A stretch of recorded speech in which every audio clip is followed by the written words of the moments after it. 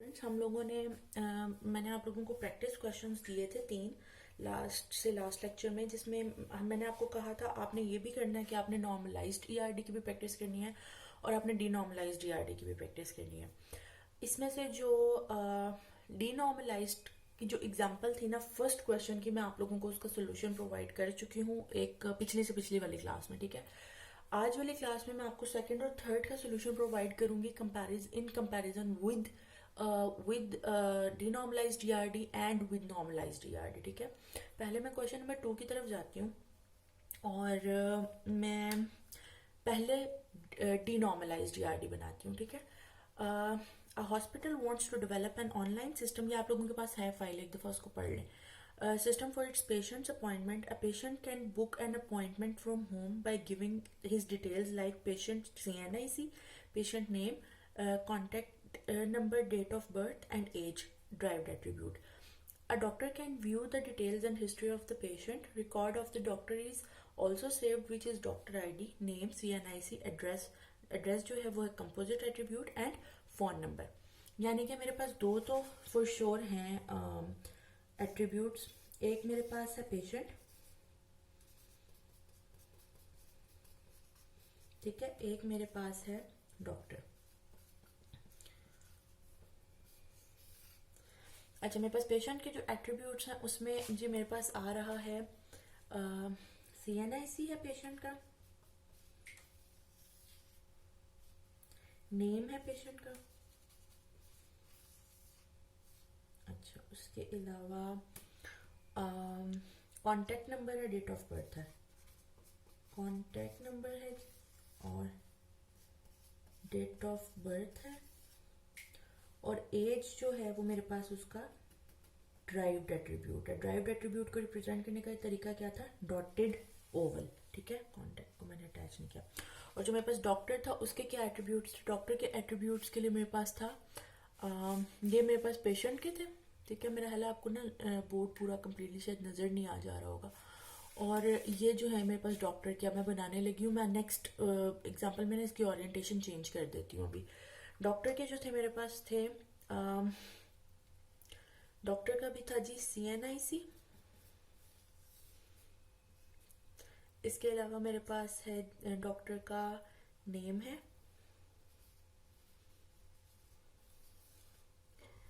इसके बाद मेरे पास जो है डॉक्टर का एड्रेस है जो कि कंपोजिट की है, सॉरी एड्रेस है। एड्रेस में हमारे पास क्या क्या आता है, हाउस नंबर आता है,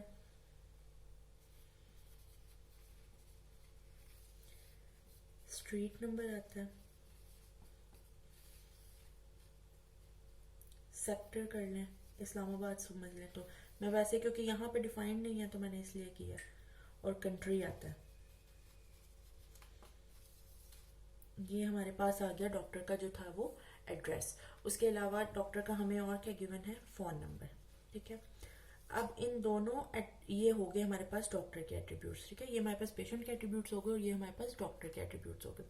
अब हमने सबसे पहले क्या करना है, इन दोनों की वो जो है प्राइमरी की आइडेंटिफाई करनी है। डॉक्टर की प्राइमरी की क्या है, CNIC, और यहाँ पेशेंट की प्राइमरी की क्या बनती है, वो भी बनती है CNIC।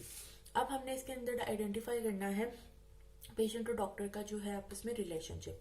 ठीक है, अब अगर आप नोटिस करो ना तो पेशेंट यहाँ पे स्पेसिफिकली ये नहीं दिया हुआ, लेकिन कि कितने पेशेंट्स हैं और कितने डॉक्टर्स हैं ये चीज नहीं दी हुई, लेकिन क्योंकि नहीं दी तो हम अजम्पशन कर सकते हैं, और हम अजम्पशन यही कर रहे हैं कि क्योंकि एक पेशेंट को बहुत से डॉक्टर्स देख सकते हैं और इसी तरह एक डॉक्टर जो है बहुत से पेशेंट्स को ट्रीट कर सकता है, तो मैं इसको जो बनाऊंगी ये मैं अभी डीनॉर्मलाइज्ड ईआरडी बना रही हूँ। ठीक है, तो डॉक्टर ट्रीट्स, ठीक है, ट्रीट्स का मैं बना रही हूँ वो रिलेशनशिप, और ये हो गया मेरा रिलेशनशिप। ठीक है, अब पहले मैं पेशेंट की तरफ से मैक्सिमम और मिनिमम डॉक्टर को देखूंगी। एक पेशेंट मैक्सिमम कितने डॉक्टर्स के पास जा सकता है, मैनी के पास, अगर वो ये चाहे कि वो दिखाना चाह रहा है, मतलब 2 चीजें दिखाना चाह रहा है, अपने कोई से 2 इश्यूज बताना चाह रहा है डिफरेंट डॉक्टर्स को, तो एक पेशेंट मैनी डॉक्टर्स के पास भी जा सकता है, और मिनिमम जो है एक पेशेंट 1 डॉक्टर के पास भी जा सकता है। ठीक है, एक डॉक्टर मैक्सिमम कितने पेशेंट्स देख सकता है, मैनी, और एक डॉक्टर मिनिमम कितने पेशेंट्स देख सकता है, जीरो भी हो, चलो जीरो कर लेती हूँ, वन भी हो सकता है, जीरो भी हो सकता है। अच्छा, एक और चीज, मे भी आप में से कुछ स्टूडेंट ने इसको वन टू मैनी किया हो, यानी कि एक पेशेंट जो है वो एक ही डॉक्टर के पास जा रहा है, मैक्सिमम भी और मिनिमम भी, ठीक है। इस सिनेरियो में ये गलत नहीं है, क्योंकि आपके ये जो आपका जो सिनेरियो है ना, उसके अंदर बताया ही नहीं हुआ वन टू मैनी है कि मैनी टू मैनी है, ठीक है। तो स्पेसिफिकली सिनेरियो में ये चीज तो गिवन ही नहीं है, तो फिर इसलिए जिसने यहाँ से वन भी बनाए हैं ना, कि मतलब एक पेशेंट मैक्सिमम और मिनिमम दोनों सिर्फ एक ही डॉक्टर के पास जा सकता है, तो वो गलत नहीं है। उस कंडीशन में आप क्या करोगे, सिर्फ ये जो CNIC है ना डॉक्टर की, इसको आप यहाँ पे एज अ फॉरेन की ले जाओगे जब आप वन टू मैनी बनाओगे। क्लियर? मैंने यहाँ पे इसको बनाया है मैनी टू मैनी। तो ये मेरी डीनॉर्मलाइज्ड ERD कंप्लीट हो गई है। ये याद रखिएगा, ये मेरी डीनॉर्मलाइज्ड है, ठीक है। ये मेरी डीनॉर्मलाइज्ड ERD है, ये वाली जो मैंने अभी बनाई है। क्लियर? अच्छा, अब इसी ERD को मैं नॉर्मलाइज्ड ERD में कन्वर्ट करने लगी हूँ। कैसे? देखें,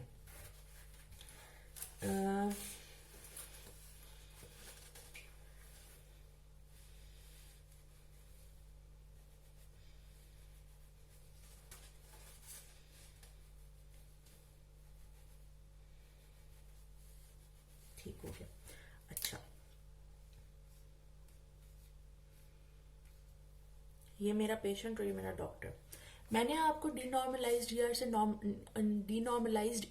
नॉर्मलाइज्ड ERD में जाने का तरीका ये बताया था कि हम इन दोनों के बीच में एक टेबल बनाते हैं जिसको हम कहते हैं जंक्शन टेबल, जिसका कोई भी नाम हो सकता है। मसलन मैं पेशेंट डॉक्टर रख दूं, पेशेंट स्लैश डॉक्टर रख दूं, मैं पेशेंट कॉमा डॉक्टर रख लूं, मैं मे बी अपॉइंटमेंट रख लूं, मैं मे बी हिस्ट्री रख लूं, ये जो पूरा डाटा हो सकता है, मैं डाटा के नाम से, मतलब मैं कुछ किसी भी नाम से रख सकती हूँ, उसमें नाम मैटर नहीं करता, ठीक है।